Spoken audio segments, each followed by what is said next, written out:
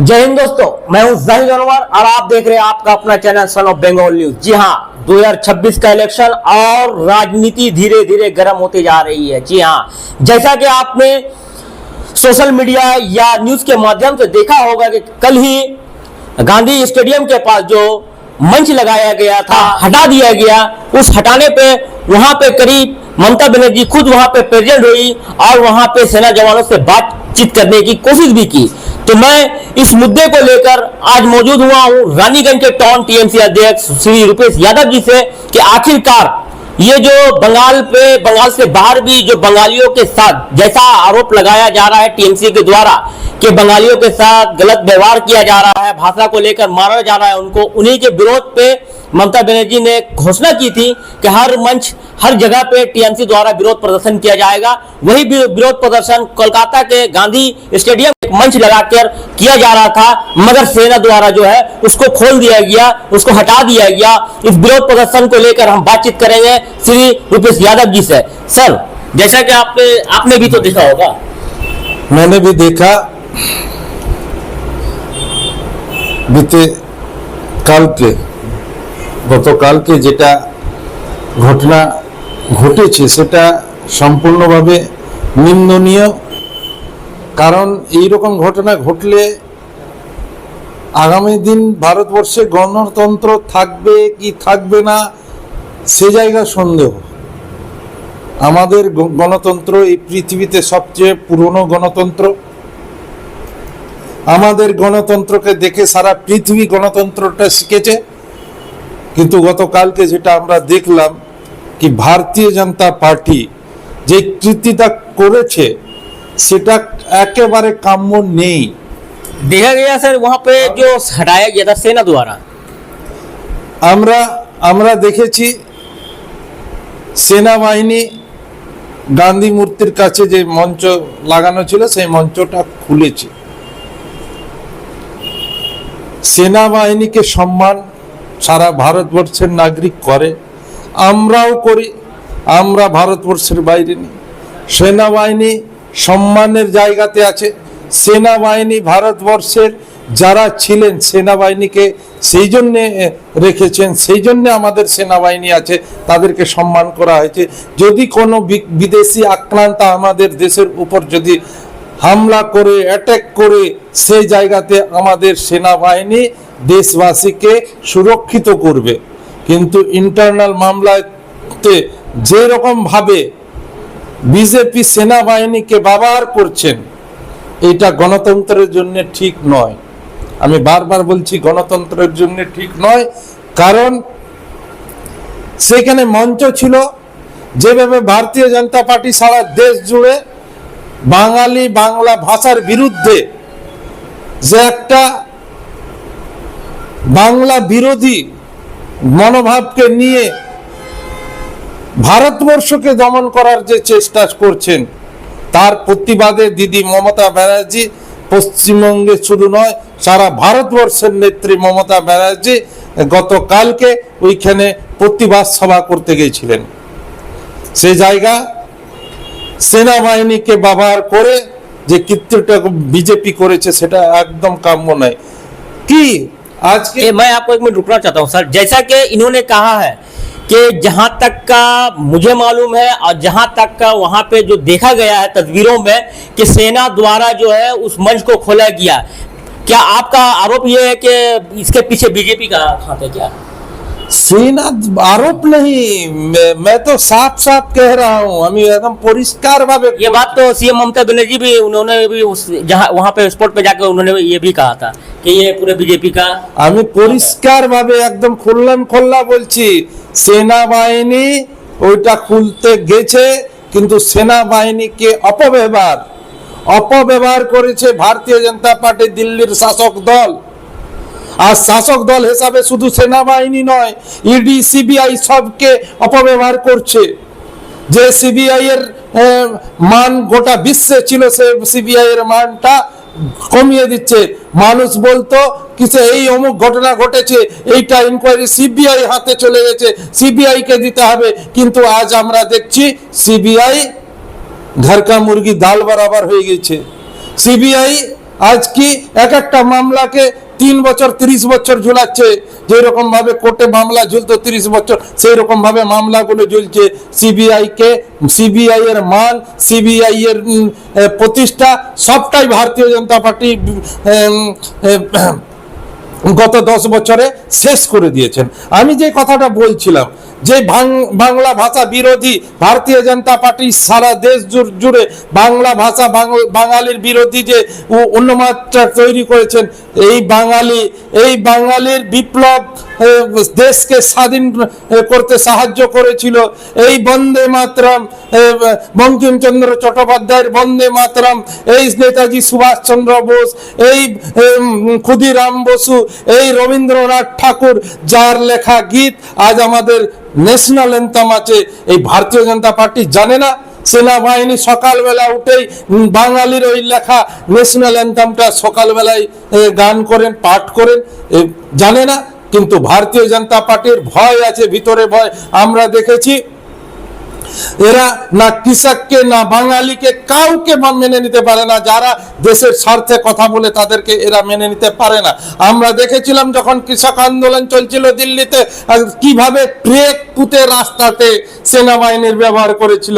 ঠিক সেই রকম ভাবে গতকালকে আমাদের একটা আন্দোলন, আমাদের একটা মুভমেন্ট, একটা প্রতিবাদ সভা নেত্রী করছিলেন, ও সেই জায়গাতেও বাধা।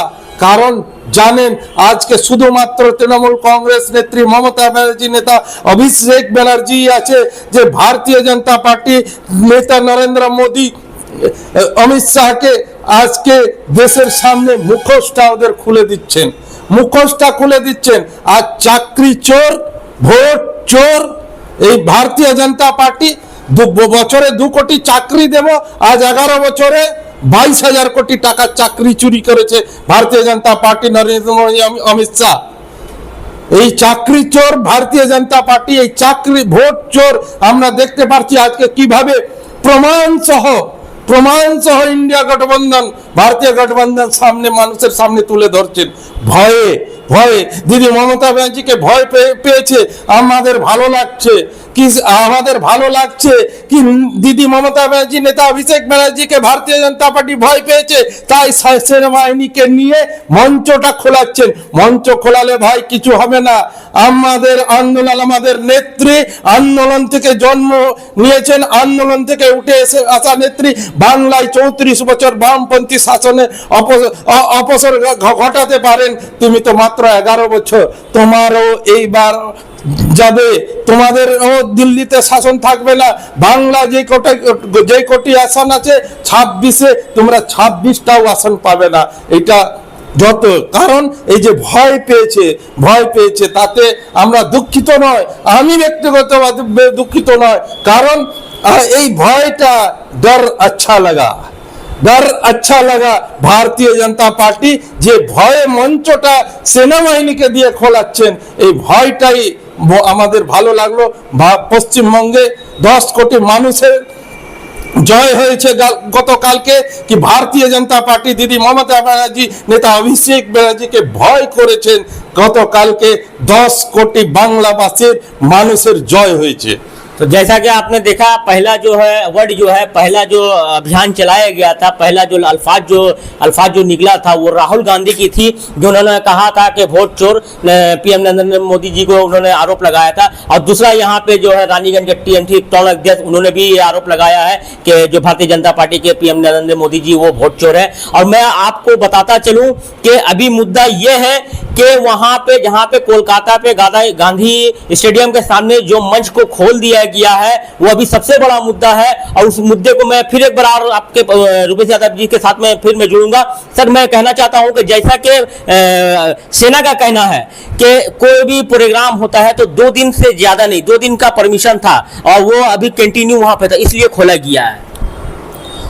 देखिए, इस बारे में मैं विशेष कुछ तो नहीं बोल सकता हूँ। सेना वाहिनी क्या कह रही है, हमारे दल क्या कह रहे हैं, दल कहेंगे। लेकिन ये तो जंग तो थी सर बंगालियों के हित में, बंगला बोलने वाले के हित में। ये तो कोई राजनीति तो नहीं था ना ये।